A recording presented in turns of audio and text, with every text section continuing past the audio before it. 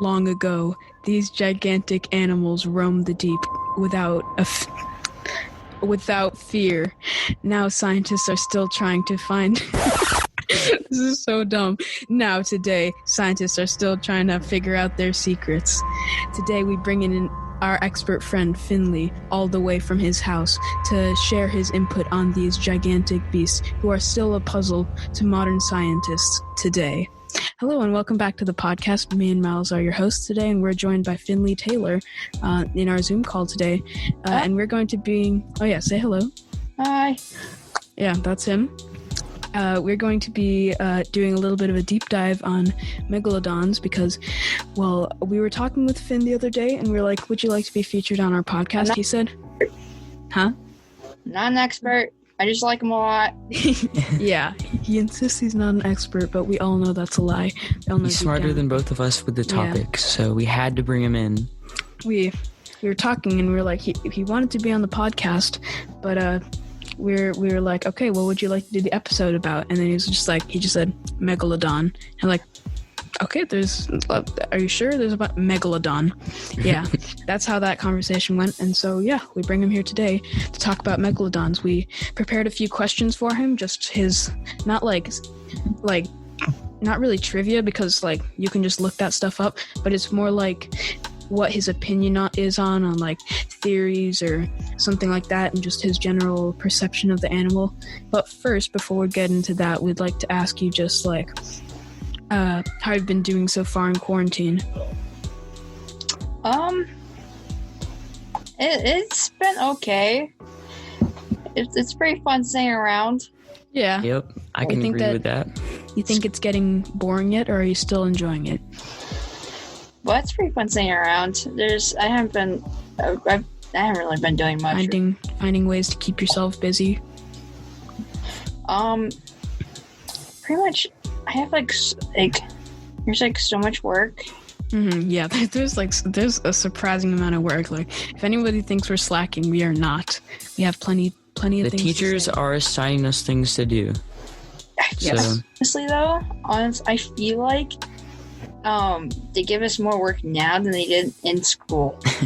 Because they're like, oh, they're at home, doesn't matter. They have like, so much time on their hands. They can handle the extra work. If it was like one teacher giving us that much work, I'd be like, okay, I understand. But like, teachers from every freaking subject, even like subjects which don't necessarily have the biggest effect on our brains, like electives, like gardening, I don't know, or PE, like just, I mean, they're important stuff, but like, don't need to get absolutely swamped yet.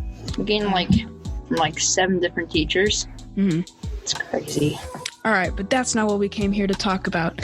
We're here to talk about the megalodons. So, first off, do you want to give a little just brief, what is a megalodon? Like, just spew out some facts, spew out some information. Big great white shark, very much. And pretty much that. The name Megalodon means like giant big tooth or something like that. Big tooth, right? Yeah, that's what it is. Which is interesting because I read that like they don't know the exact size. They mostly judge it on the size of the teeth fossils that they found, which is like, scientists are such big brains, dude. All right, but yeah, what are like some of the basic attributes of the megalodon that make it so special? I guess one is it's extinct, and it's hard to believe how big people, like scientists, say it can get. Yeah, I know. That's like the obvious one, is its size. That's the obvious one. I guess there's not much to it. It's just that it's a big shark. It sounds like it's not really possible, even though it's pretty much it is a dinosaur. Extinct. It's just it could have been like not extinct. It could have been still alive today, because it didn't really go extinct because of the asteroids. Actually, it partly, I think, a good 50% of why it went extinct was actually because of great whites. Oh, really? like the great whites figure out that the megalodons are too strong and too big, and like 3-4 times their size. So what they would do for first time in a long time is like they would actually go in groups, which never happens. Like some sharks will swim next to each other sometimes, same area, feed on the same school fish, but they would never really hunt together much. But great whites would hunt together every once in a while to actually fight the megalodon and kill them, because there's so many of them, and megalodons are just by yourself pretty much. Yeah, I would assume it would feed a lot of mouths. Yeah. Megalodon. And so Kind of a big brain move by the great white, though. they slowly found out that megalodons are too overpowered, and so they would just pretty much make them go extinct. They would fight them and kill them. And that's like the only time they'd ever hunt together, so they could take out the great white sharks. Seems That's good, because me and Eliam were talking before we started recording, and we were like, I wonder how the great white or how the megalodon went extinct, and you just gave us the answer. You got all the answers. All right, yeah. I got a question, which is more of a opinion on a theory, but so a team of researchers back in 2014, I think it said, did some sort of big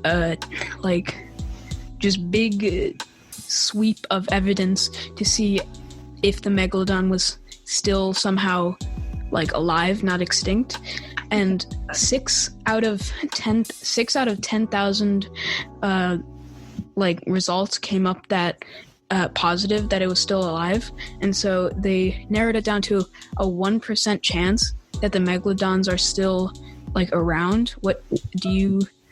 What's your take on that? What's your like?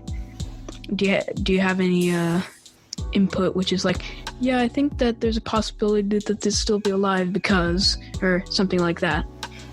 So I think it's definitely possible they can go extinct very easily, and I think I actually remember seeing that, where they have like one, I think maybe it was that time a couple of years ago, I saw this news where it had a clip of, they thought to be a megalodon, like a small megalodon that was not as big as you think it was, probably almost same size as great white shark, not even, maybe.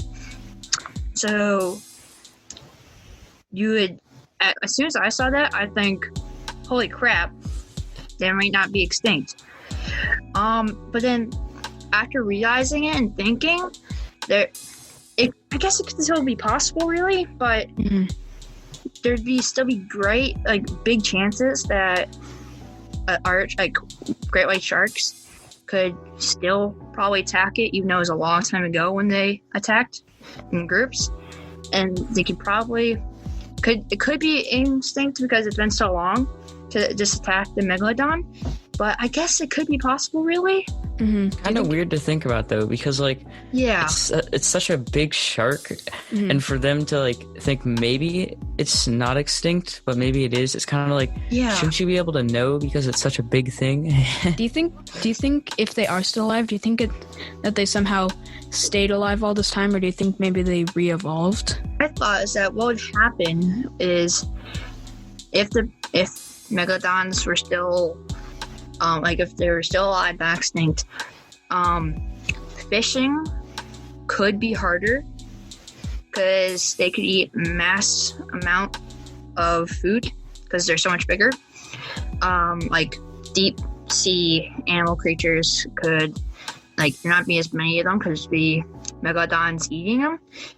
And so I feel like if there were megalodons, and there could be, they would probably prove that they would be still alive with how much they would eat, because they're going to need to eat a lot to keep up with their body.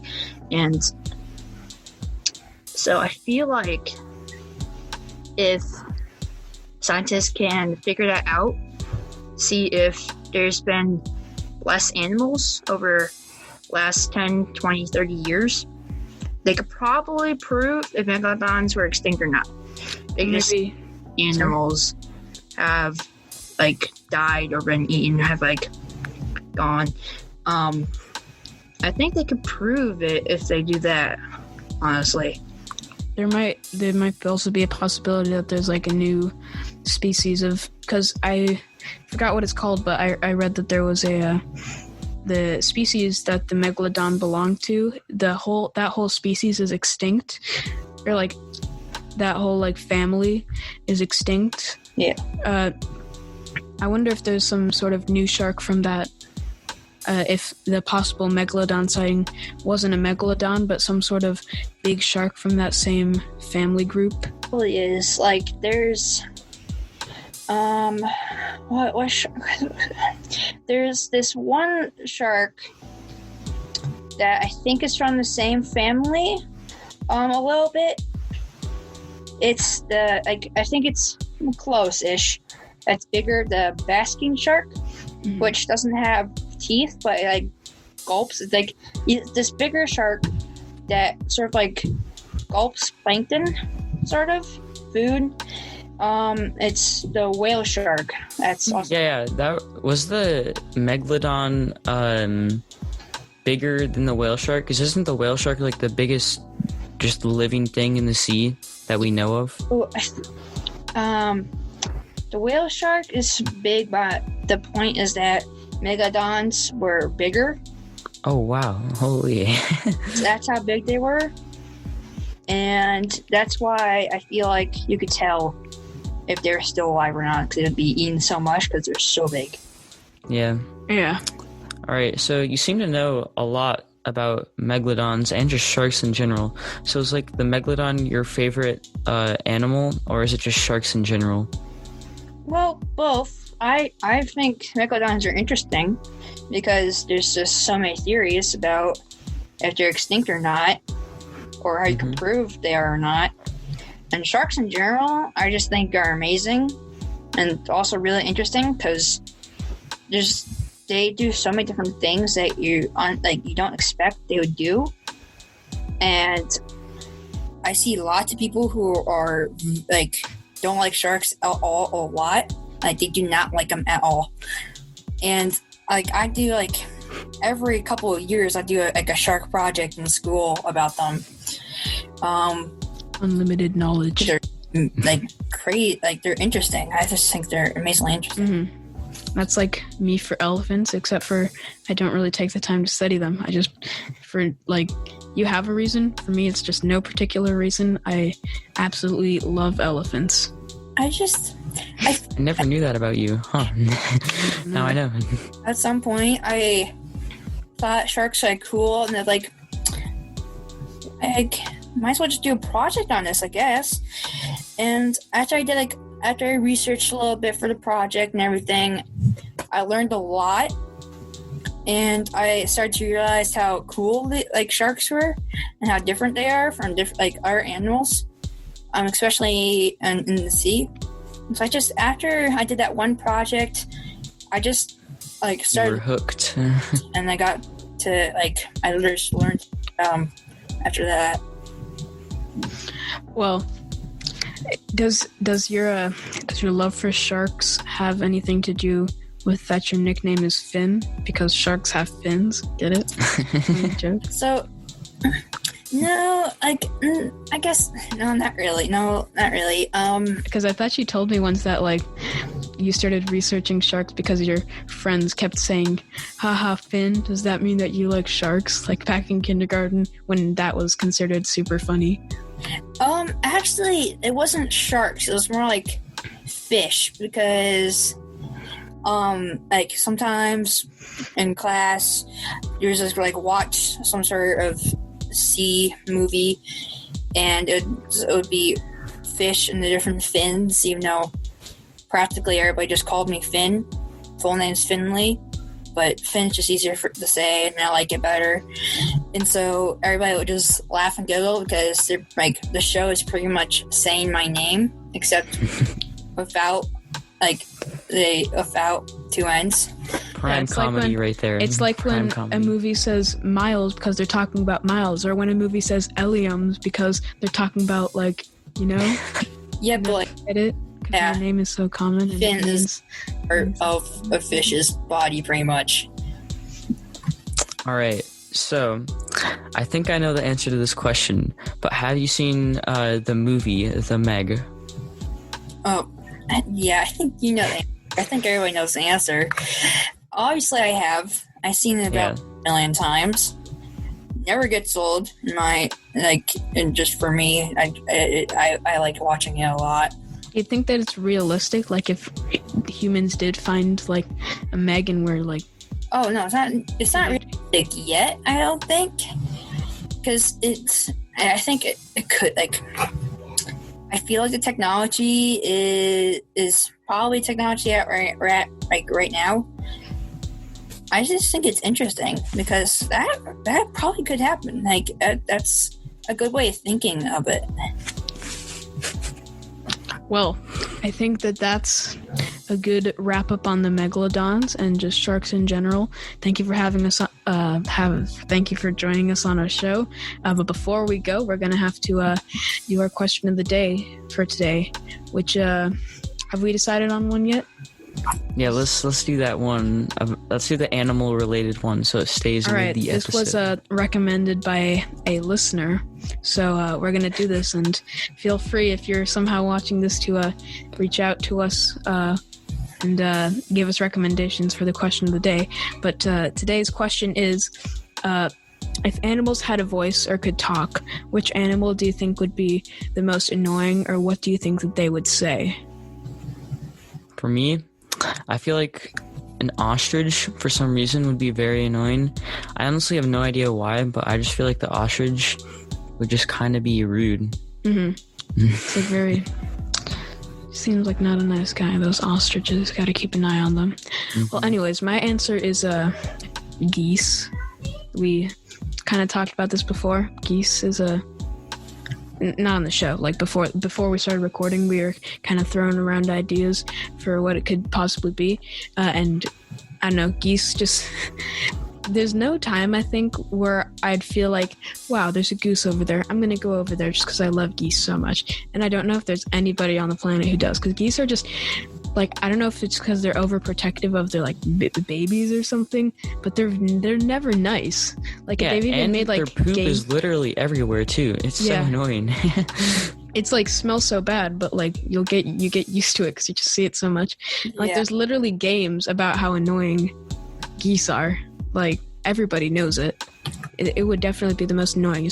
Honking around like, you're trash, and your suit is too big on you. I don't know. I feel like horses would be like, if they're new to it, they'd be like, why are you on my back? Get off my back. Like any animal which really gets used for transportation. Yeah, pretty much. Like, get off of me. Yeah, I wonder if horses actually, like, enjoy it. I'm assuming they don't. Yeah, exactly. Like, that's why I think that, because especially if they're new to it and they're not used to it, they'd be like, why are you on my back? Mm-hmm. Yeah. Kind of a weird thing. Just imagine. Yeah, that's weird. All right.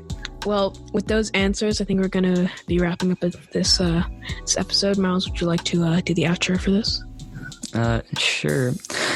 Thank you guys for tuning in. Thank you for coming in, Finley. It's been nice seeing you and talking with you. Another friend off the checklist that I've been able to see during the quarantine, so that's good. But yeah, any listen we get, we appreciate it. If you guys want to reach out to us, we might make a Twitter account. I don't know.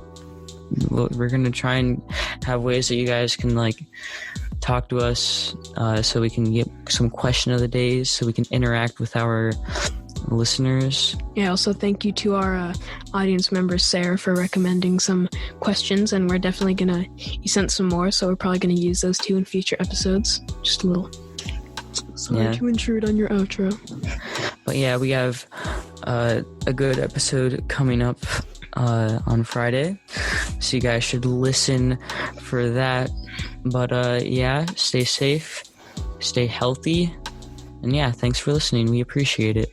Yeah, everybody have a good day. See you later. Bye.